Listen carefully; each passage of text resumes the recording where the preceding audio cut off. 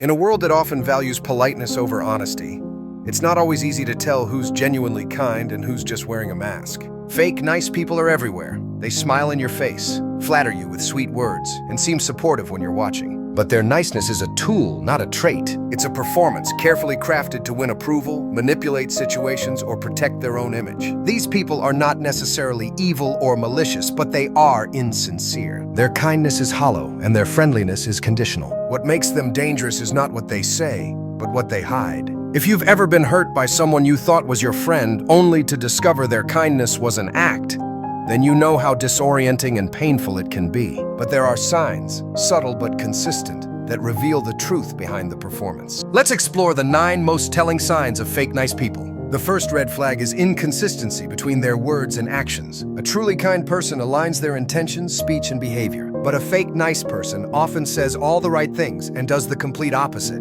They'll compliment you in public but belittle you in private. They offer to help, but always have an excuse when the time comes. They make promises they have no intention of keeping, just to appear helpful in the moment. Their niceness doesn't stand the test of action. Over time, you begin to notice that their words are just air, comforting but empty. You walk away from interactions with a strange feeling that something doesn't add up.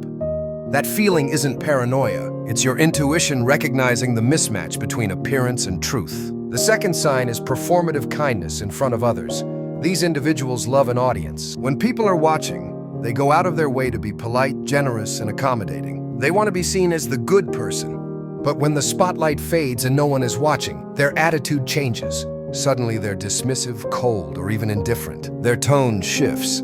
Their patience wears thin, and their kindness evaporates. It's clear that their behavior is a performance crafted for validation, not compassion. Real kindness is consistent, whether there's applause or silence. Fake nice people, however, are more concerned with looking good than being good. Their image matters more than your feelings, and they treat kindness like a currency they can use to buy reputation. A third clue is they use compliments as a manipulation tool. On the surface, it seems like they're being supportive. They might praise your appearance, your work, or your personality.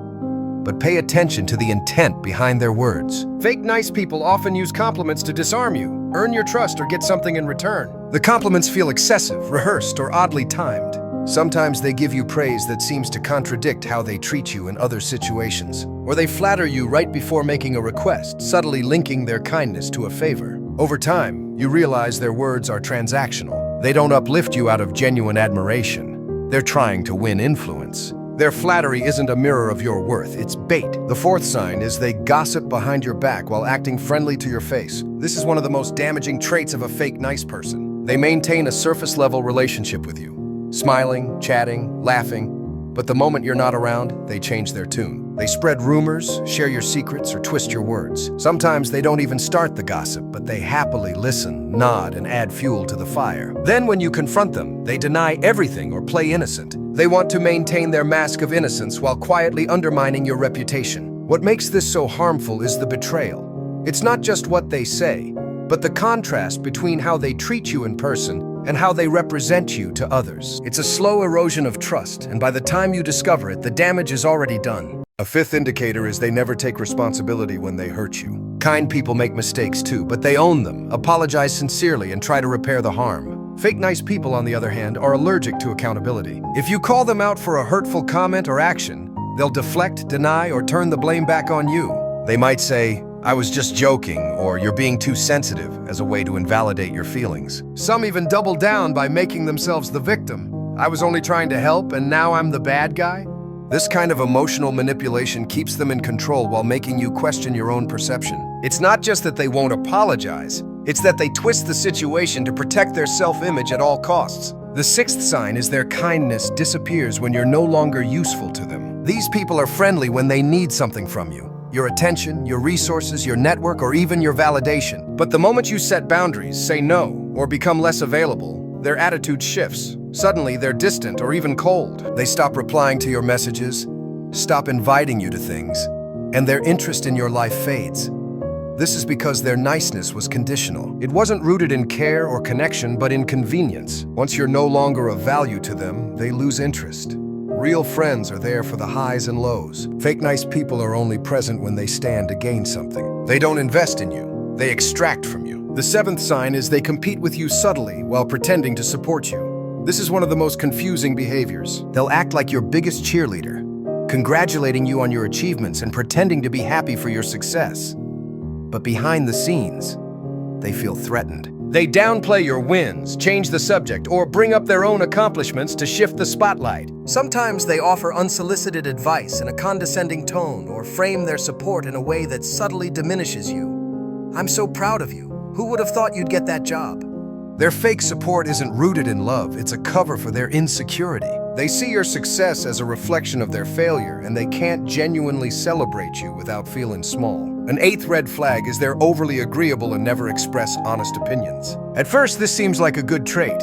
Who doesn't appreciate someone who's easygoing and agreeable? But over time, it becomes clear that their agreeableness is not about harmony, it's about avoidance. They nod along to everything you say, laugh at every joke, and never offer honest feedback. Why? Because they're afraid of being disliked or seen as difficult. They don't value the relationship enough to be real with you. Instead, they choose the path of least resistance, even if it means being dishonest. You never truly know what they think or feel because they don't want you to know. This kind of behavior creates a shallow connection where trust cannot grow. True connection requires vulnerability, and fake nice people aren't willing to risk that. The final sign is they make you question your worth rather than build your confidence. This is perhaps the most dangerous trait of all. Despite their friendliness, you walk away from interactions with them feeling uncertain, insecure, or drained. You begin to doubt your judgment. You replay conversations in your head, wondering if you misunderstood something. Their subtle digs, inconsistent behavior, or lack of genuine support begins to wear you down. This is the long-term cost of fake kindness. It confuses your internal compass. You sense that something isn't right, but because they're nice, you struggle to validate your own discomfort. Over time, this erodes your self-esteem. True kindness strengthens you. Fake kindness weakens you in ways that are hard to detect until the damage is done. At the end of the day, it's better to have one real friend than a room full of fake nice people. It's better to hear the truth that stings than live with lies that soothe. You deserve relationships built on authenticity, not performance. Don't let empty smiles and sweet words fool you. Pay attention to the energy, the patterns, and the way you feel. Because your heart always knows the difference, even when your mind tries to justify the lie. Let that knowing guide you. And never forget, being kind is easy, but being real, that's rare. Choose real every time.